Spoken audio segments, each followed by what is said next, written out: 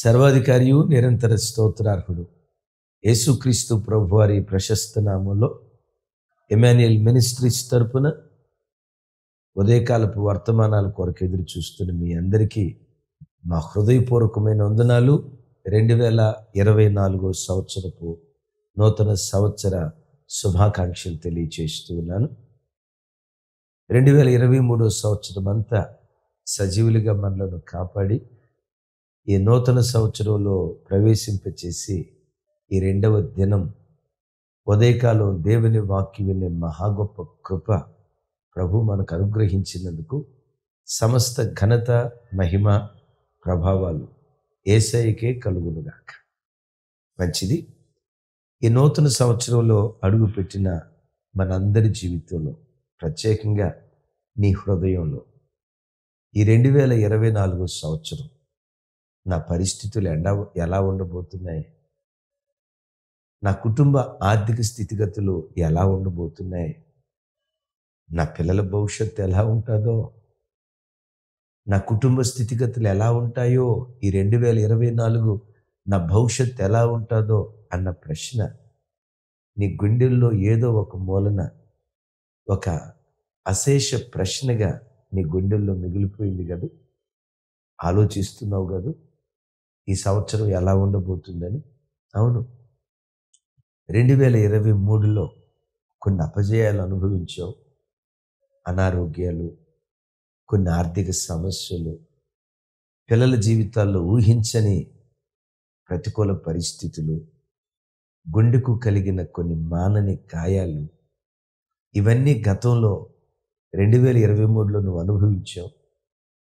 ఆ గాయాలు ఇప్పటికీ హృదయంలో ఒక తెలియని బాధ కలుగు చేసి ఈ సంవత్సరం ఎలా ఉండబోతుందో, నా భవిష్యత్తు ఎలా ఉండబోతుందో ఆలోచిస్తూ ఉంటున్న ఎమాన్యుయల్ మినిస్ట్రీస్ కుటుంబ సభ్యులారా, మీతో ఈ మాట చెప్పమని పరిశుద్ధాత్ముడు నా హృదయాన్ని రేపుతున్నాడు. మిమ్మల్ని ఏదో ఉబ్బి తబ్బింప చేయాలని కాదు నేను ఈ మాటలు చెప్పబోతుంది. పరిశుద్ధాత్ముడు మీతో ఈ మాట చెప్పమని నా అంతరంగాన్ని పురికొలిపిన దాన్ని బట్టే మీతో ఈ వాక్యం పంచుకుంటున్నాను. ఏంటో తెలుసా, 2023లో దేవుడు నిన్ను ఆశీర్వదించిన దానికంటే, నీవు పుట్టిన నాటి నుండి గత ఏడాది వరకు దేవుడు నీ జీవితంలో జరిగించిన కార్యాల కంటే ఈ 2024 రెట్టింపుగా దేవుడు నిన్ను, నీ కుటుంబాన్ని ఆయన దీవించబోతున్నాడు. ఆమేన్. గడిచిన దినాల్లో దేవుడు నిన్ను నిలవబెట్టిన దానికంటే, గడిచిన దినాల్లో నీ పిల్లలను దేవుడు నిలవబెట్టిన దానికంటే, గడిచిన దినాల్లో నీ కుటుంబాన్ని దేవుడు ఆశీర్వదించి వాడుకున్న దానికంటే, సేవక గడిచిన దినాల్లో నీ సేవను దేవుడు ఆశీర్వదించిన దానికంటే ఈ సంవత్సరం ఒక వినూత్నమైన రీతిలో, నీ ఊహ కందని రీతిలో ఈ సంవత్సరం నీ కుటుంబాన్ని, నీ సేవను, నీ కడుపున పుట్టిన నీ బిడ్డలను నా దేవుడు దీవించబోతున్నాడు. ఎందుకో తెలుసా, సంవత్సరాలు గతిస్తుండగా ఈ దేవుడు తన కార్యాలు నూతన పరిచేవాడు. ఆమేన్. సంవత్సరాలు గతిస్తుండగా దేవుడు తన కార్యాలు నూతన పరిచేవాడు.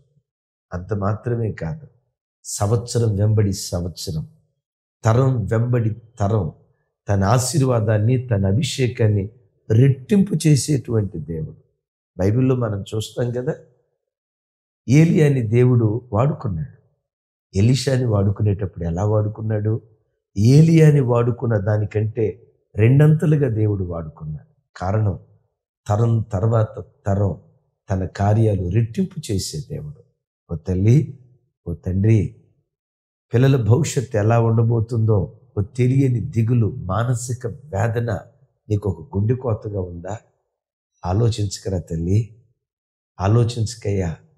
నీతో యేసయ్య ఈ మాట చెప్పమంటున్నాడు. ఏంటో తెలుసా, నిన్ను దీవించిన దానికంటే, నీ గర్భాన పుట్టిన నీ బిడ్డలను ఈ సంవత్సరం రెట్టింపుగా దేవుడు దీవించబోతున్నాడు. ఎస్, తరం తర్వాత తరం, సంవత్సరం వెంబడి సంవత్సరం తన కార్యాలు నూతన పరిచేవాడు. అబ్రహామును దేవుడు దీవించారు. విచిత్రం ఏంటో తెలుసా, అబ్రహామును దీవించిన దానికంటే ఇస్సాకును అబ్రహాము కంటే ఎక్కువగా దీవించినట్లుగా లేఖనాలు మనకు ఆధారం.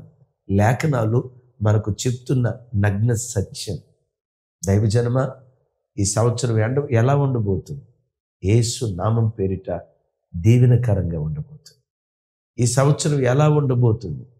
నీ కన్నీళ్లు తొడవబడిన సంవత్సరంగా ఉండబోతుంది. ఈ సంవత్సరం ఎలా ఉండబోతుంది? గత ఏడాది నీకు కలిగిన గాయాలు, నీ గుండెకు కలిగిన గాయాలు మాన్పే సంవత్సరంగా దేవుడు చేయబోతూ ఉన్నాడు. ఎస్, ఈ సంవత్సరం తన కార్యాలు నీ జీవితంలో నూతనపరచును గాక. ఆ రీతిగా దేవుడు నూతనపరచాలంటే మనం ఏం చేయాలి? లేఖనాన్ని చదువుకుందాం. హబక్కూకు గ్రంథం చూడండి, 3వ అధ్యాయం 2వ వచనం నేను చదువుతాను. యెహోవా, నిన్ను గూర్చిన వార్త విని నేను భయపడుచున్నాను. యెహోవా, సంవత్సరములు జరుగుచుండగా నీ కార్యములు నూతనపరచుము. సంవత్సరములు జరుగుచుండగా దాన్ని తెలియచేయుము. క్రైస్తలో ఏమంట? సంవత్సరములు జరుగుచుండగా నీ కార్యాలు నూతనపరచు. సంవత్సరాలు 2023 సంవత్సరం జరిగిపోయింది. ఇప్పుడు ఏ సంవత్సరం జరుగుతుంది? 2024. సంవత్సరములు జరుగుచుండగా నీ కార్యాలు నూతనపరచు. 2024 సంవత్సరం జరుగుచూ ఉంటుండగా నీ ఇంటిలో నూతన కార్యాలు దేవుడు చేయబోతున్నాడు. నీ పిల్లల భవిష్యత్తు విషయంలో నూతన కార్యాలు చేయబోతూ ఉన్నాడు. నీ పిల్లల వివాహ విషయంలో నూతన కార్యాలు చేయబోతున్నాడు. నీ ఆధ్యాత్మిక విషయాలలో యేసు నామం పేరిట ఈ ఏడాది నూతన కార్యాలు చేయబోతున్నాడు. ముందెన్నడూ చవి చూడని ఆశీర్వాదం, ముందెన్నడూ అనుభవించని ఆత్మీయ శిఖరం ఈ సంవత్సరం దేవుణ్ణి నెక్కించబోతున్నాడు. ఎస్, మన ఇమాన్యుయల్ మినిస్ట్రీస్ని ప్రేమించి ఈ సంవత్సరం ప్రభు మనకిచ్చిన వాగ్దానం, దేశము యొక్క ఉన్నత స్థలం మీదకి నిన్నెక్కించేదను, నీవెక్కలేవు, నేనే నిన్నెక్కిస్తాను అంటాడు. ఆమేన్. అవును, విశ్వసించండి. ఈ సంవత్సరం దేవుడు తన కార్యాలు మన కుటుంబాల్లో నూతన పరచును గాక. ఆమేన్. అయితే దేవుడు నూతన పరచాలంటే ఇక్కడ భక్తుడు అంటాడు, నిన్ను గూర్చిన వార్త విని నేను భయపడుచున్నాను. ప్రతి మనిషికి ఉదయం లేచింది మొదలుకొని రాత్రి పడుకునే వరకు వార్తలు వినటం మహా ఇష్టం. ఆ దేశంలో ఎలా జరిగిందట, ఈ దేశంలో ఎలా జరిగిందట అని ఆ వార్తలు తెలుసుకోవటానికి న్యూస్ పేపర్ చదువుతాడు, ప్రసార మాధ్యాల ద్వారా వార్తలు వింటాడు, సెల్ ఫోన్లో టీవీలో వార్తలు వింటాడు. వీటికంటే విశేషంగా చెట్టు కింద ప్లేటర్లు ఉంటారు కదా, రచ్చబండ దగ్గర ఉంటారు కదా, ఇలాంటి వాళ్ళ ద్వారా అనేక రకరకాల వార్తలు వింటూ వస్తారు. ఇప్పుడు ప్రస్తుతం ప్రపంచ దేశాలను వణికిస్తున్న ఓ భయకంపితమైన వార్త, జపాన్లో భూకంపం వచ్చిందట. ఒకవేళది సముద్రంలో రేగిందేమో, మరలా సునామీ వస్తుందేమోనని ప్రపంచం అలా పైపు గుప్పెట్లో గడగడలాడుతుంది గడిచిన రాత్రి కదా. రైట్, రోజు రకరకాల వార్తలు వింటాం.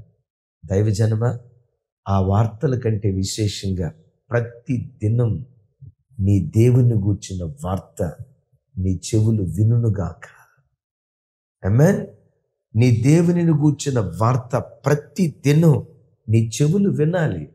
నీ చెవులు ఇప్పుడు వింటాయో తెలుసా? నీ కళ్ళు చదువుతూ ఉంటే నీ చెవులు వినటం ప్రారంభిస్తాయి. యేసయ్యకు మహిమ కలుగును గాక. నిన్ను గూర్చిన వార్త నేను విని అంటున్నాడు. యెషయా గ్రంథంలో మరో చక్కటి మాట రాసి ఉంటుంది చూడండి. యెషయా గ్రంథం ఎస్, యెషయా గ్రంథం 50వ అధ్యాయం 4వ వచనం. అలసిన వానిని మాటల చేత ఊరడించు జ్ఞానం నాకు కలుగునట్లు శిష్యునికి తగిన నోరు యెహోవా నాకు దయచేసి ఉన్నాడు. శిష్యులు వినున్నట్లుగా నేను వినుటకై ఆయన ప్రతి ఉదయమున నాకు వినుబుద్ధి పుట్టించుచున్నాడు. Christ the lord.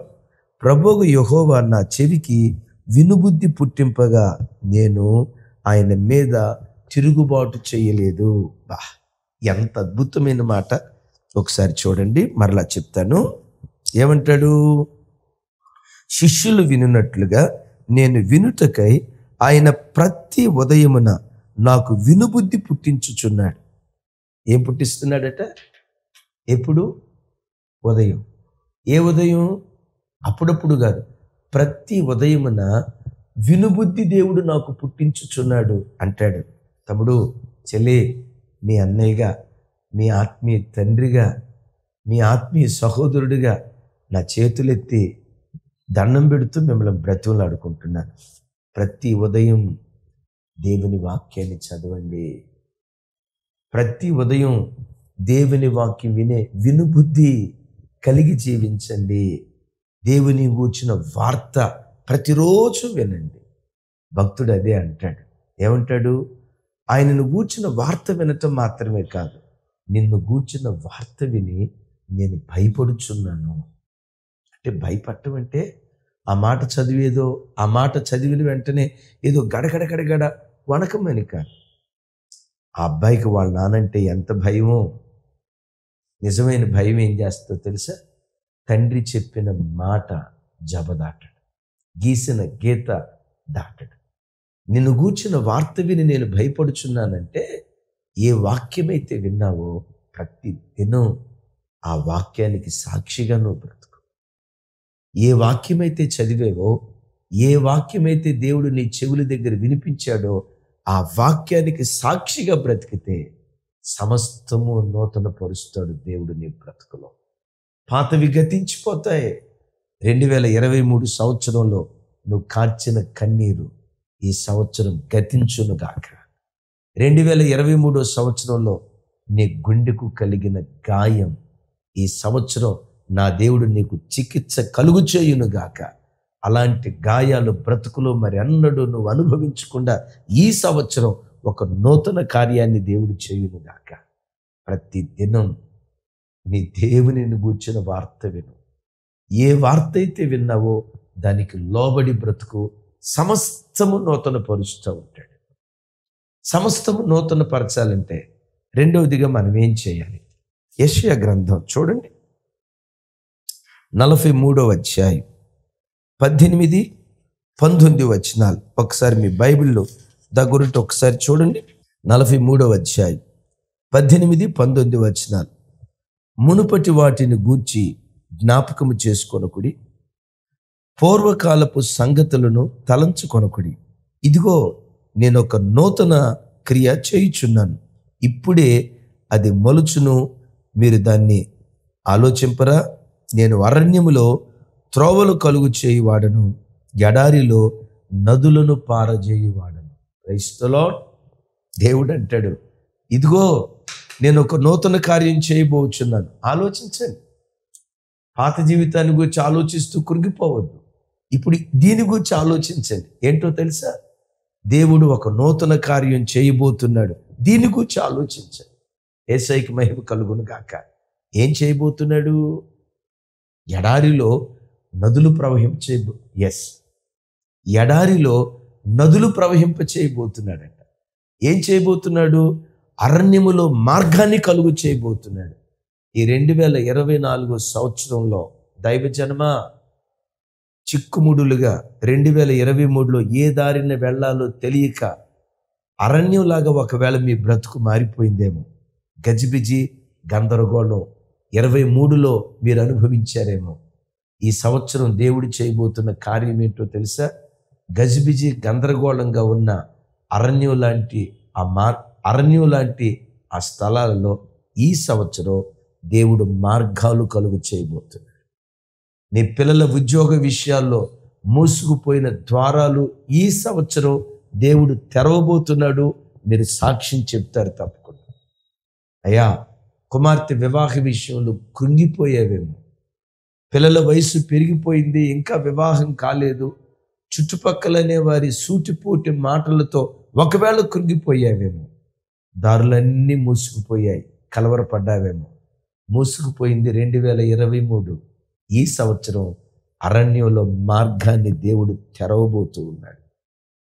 ఆ ఉద్యోగం వచ్చినట్లే వచ్చి, ఆ వ్యాపారం ప్రారంభించడానికి అవకాశం దొరికినట్టుగా దొరికి మార్గాలు మూసుకుపోయాయా?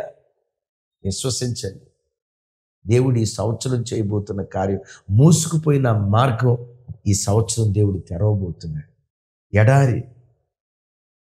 ఎడారిలో గమనించండి, నీటి ఓటలు కాదు, చెరువులు కాదు, ఎడారిలో నదులు ప్రవహింపచేయబోతున్నాడట. 2023 ఎడారేమో, 2024 నదులు ప్రవహించిన జీవితంగా ఈ సంవత్సరం నీ జీవితాన్ని దేవుడు మారుస్తున్నాడు. తల్లి, చెల్లి, వాస్తవంగా ఈ మాటలు నేను చెప్పట్లేదు. నా లోపట ఉన్న పరిశుద్ధాత్ముడు 2023లో గుండెకు కలిగిన గాయాన్ని బట్టి ఏడుస్తున్న నీతో ఈ మాట చెప్పమని నా ప్రభు నా హృదయాన్ని రేపిన దాన్ని బట్టి మీతో ఈ మాట పంచుకుంటున్నాను. వాస్తవంగా ఈరోజు ఉదయకాలం వర్తమానం ఇవ్వటానికి నాకు అనుకూలత లేదు. గడిచిన దినాల్లో ఇచ్చిన ఓ షార్ట్ మెసేజ్ వాస్తవంగా ఈరోజు అప్లోడ్ చేద్దాం అనుకున్నాను. కారణం 31st నైట్ అంతా నూతన సంవత్సరపు ఆరాధన జరిగింది కదా. మరలా పగటిపూట మన బ్రాంచ్ మందిరం మెదక్ జిల్లా రాజపేట ప్రాంతానికి వెళ్ళాం. ఇక అక్కడి నుంచి వచ్చేసరికి పూర్తిగా అలసిపోయాం. వాక్యం చెప్పే అంత అవకాశం, అంత ఓపిక నాకు లేదు. కానీ నేను అలా కూర్చొని ఏదో పాత మెసేజ్ చేద్దాంలే అని అనుకునే లోపు పరిశుద్ధాత్ముడు నా హృదయాన్ని దర్శించి, లేదో నా పిల్లలతో ఈ మాట చెప్పు.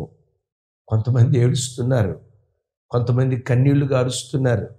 ఎడారి లాంటి జీవితం గత ఏడాది అనుభవించి దుఃఖపడుతున్నారు.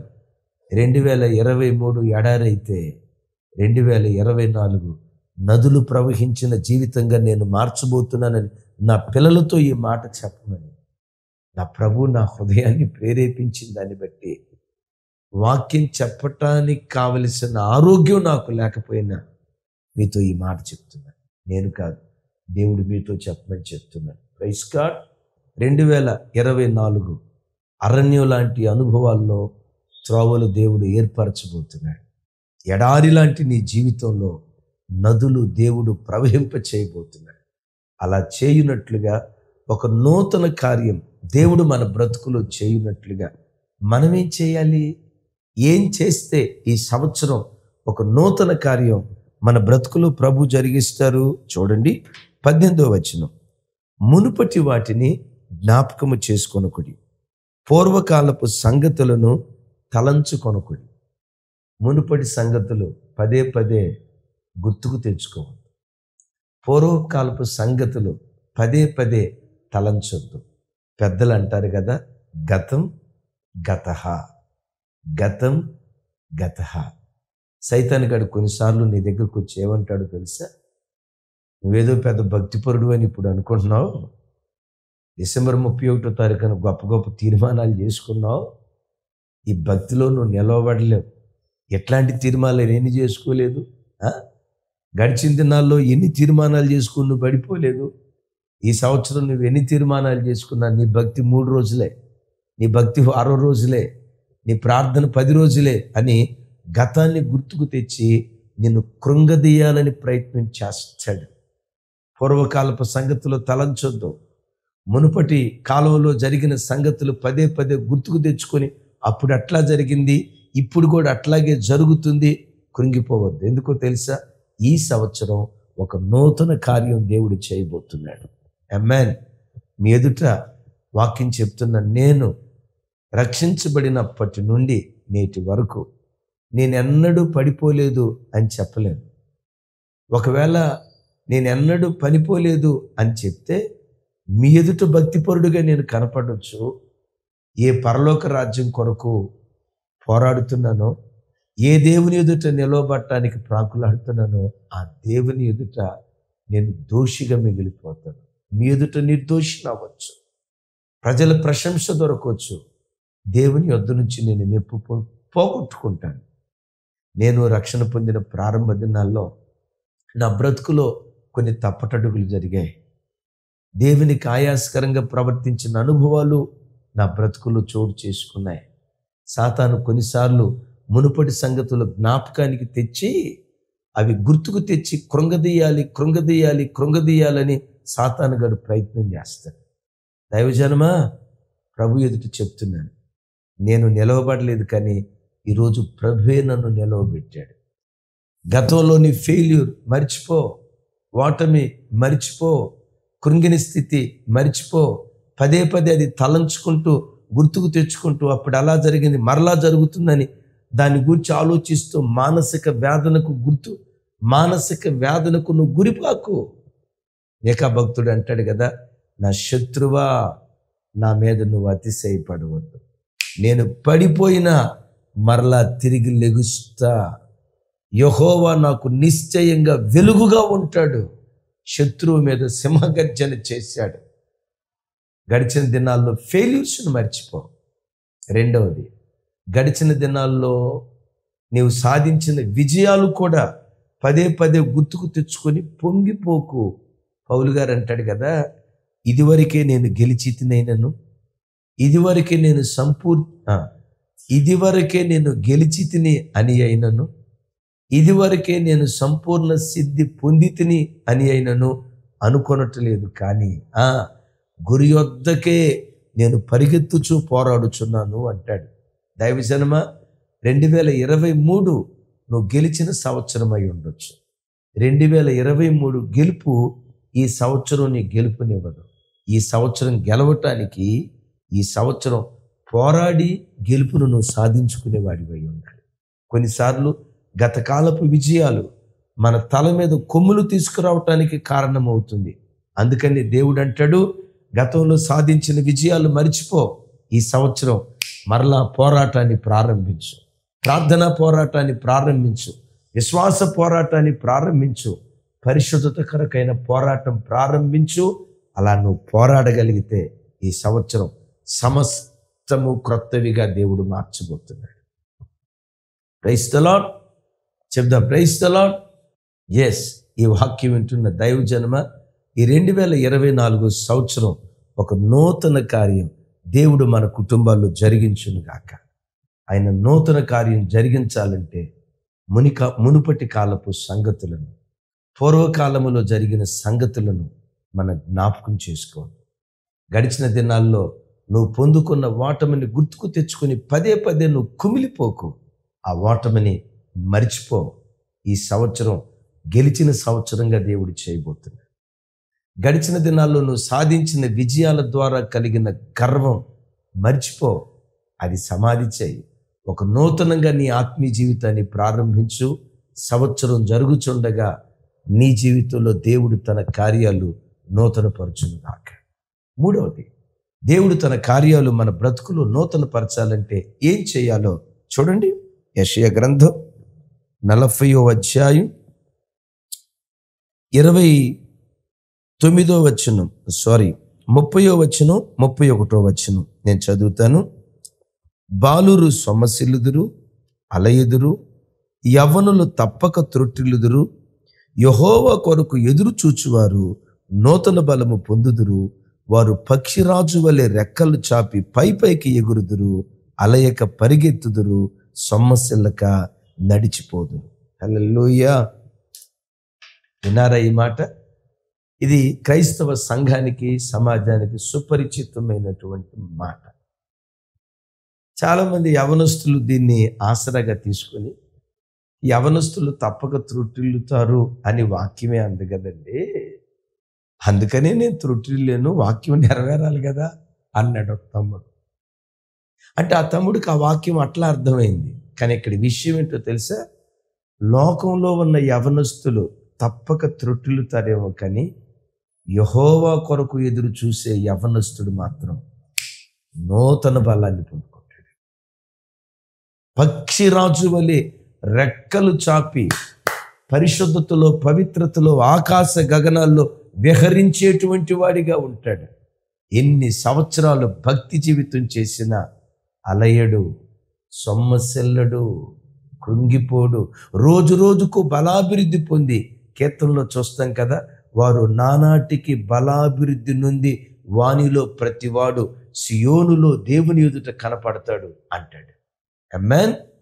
దైవజనమా, నా ప్రభు మీతో ఈ మాట చెప్పమని, నాకు కొంచెం అనారోగ్యం బలహీనత ఉన్నా దేవుడు నా హృదయాన్ని రేపి మీతో పంచుకోమని చెప్తున్నటువంటి మాట, యేసు నామం పేరిట ఈ సంవత్సరం నూతన బలాన్ని దేవుడు మీ మీద కుమ్మరించబోతున్నాడు. పక్షిరాజు రెక్కలు చాపి ఆకాశ గగనాల్లో ఎలా విహరిస్తూ ఉంటుందో, ఎస్, అన్ని పక్షులకు మించిన పక్షి రాజు. దాని పేరే పక్షిరాజు. ఈ పక్షిరాజు ఏ పక్షి ఎక్కలేనంత ఎత్తైన స్థలానికి ఎక్కి అక్కడ గూడు కట్టుకుంటుంది. ఈ సంవత్సరం ఇమ్మాన్యుయల్ మినిస్ట్రీస్ కుటుంబ సభ్యులకు దేవుడిచ్చిన వాగ్దానం అదే.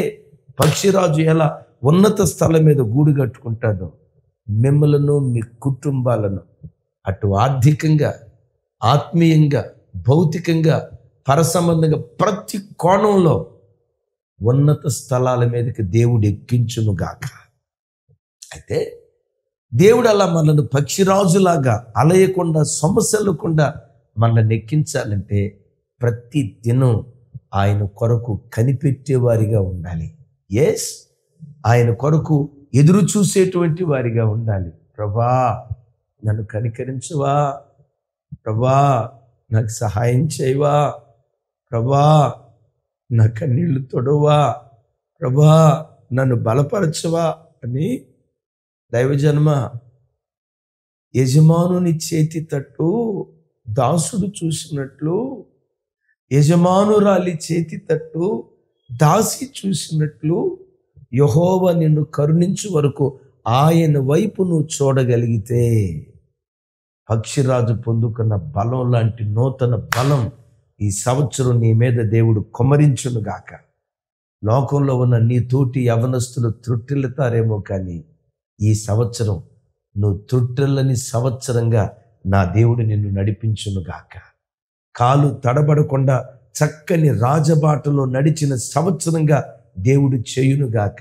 భక్తిలో పక్షిరాజులాగా శిఖరాల మీద కూర్చునే ఆ ఉన్నతమైన భక్తి జీవితం ఈ సంవత్సరం తల్లి నీ పిల్లలకు దేవుడిచ్చునుగాక, నీ భర్తకు దేవుడిచ్చునుగాక, నీ కుటుంబం అంతటికి దేవుడిచ్చునుగాక. విన్నారు కదా, ఈ 2024 సంవత్సరం ఎలా ఉండబోతుంది? ఇంతకు మునుపు గుండెల్లో భయం ఉంది కదా, అన్నిటిని దేవుడు కొట్టేశాడు. ఈ సంవత్సరం నూతన కార్యం చేయబోతున్నాడు. నువ్వు పుట్టిన నాటి నుండి 2023 వరకు దేవుడు నిన్ను ఆశీర్వదించిన విధానం ఒకెత్తు. ఈ 2024లో ఎన్నడూ ఎప్పుడు అనుభవించని ఆశీర్వాదం నీ తల మీద దేవుడు కుమ్మరించబోతున్నాడు. నీ పిల్లల తల మీద దేవుడు కుమ్మరించబోతున్నాడు. ఈ మాట చెప్పమని ఆత్మదేవుడు నా హృదయాన్ని రేపుతో, నా హృదయాన్ని పురికొల్పిన దాన్ని బట్టి మీతో ఈ మాట చెప్తున్నాను. యేసు నామం పేరిట 2024 సంవత్సరం జరుగుచూ ఉంటుండగా యెహోవా తన కార్యాలు నూతన పరుచునుగాక. ఏంటా కార్యం? ఎడారిలో సెలయేరులు, ఎడారిలో నదులు ప్రవహింపచేస్తాడు. చిక్కుమూడుగా మిగిలిపోయిన అరణ్యం లాంటి బ్రతుకులో త్రోవలు దేవుడు ఏర్పరుస్తాడు. పక్షిరాజులాగా నూతన బలాన్ని పొందుకొని శిఖరాల మీద కూర్చోబెడతాడు. ప్రతిరోజు ఆయన వార్త విందాం. ఆయన వార్త విని భయపడి ఆయన మీద తిరుగుబాటు చేయకుండా ఆయన వాక్యానికి విధేయులుగా బ్రతుకుదాం. సమస్తము ఈ సంవత్సరం దేవుడు నూతన పరచునుగాక. ఆమేన్. ప్రార్థన చేసుకుందాం. మీకేవైనా ప్రార్థన అవసరతలు ఉంటే స్క్రీన్ మీద 2 ఫోన్ నంబర్లు కనపడుతున్నాయి కదా, ఆ ఫోన్ నంబర్లకి, ప్రేయర్ రిక్వెస్ట్ ఫోన్ నంబర్లకి మీరు ఫోన్ చేస్తే సాధ్యమైనంత వరకు ప్రతి క్షణం ఆ ఫోన్ మీకు అందుబాటులో ఉంటుంది. మీ కొరకు ప్రార్థన చేయటానికే ఇమ్మాన్యుయల్ మినిస్ట్రీస్ ఉంది.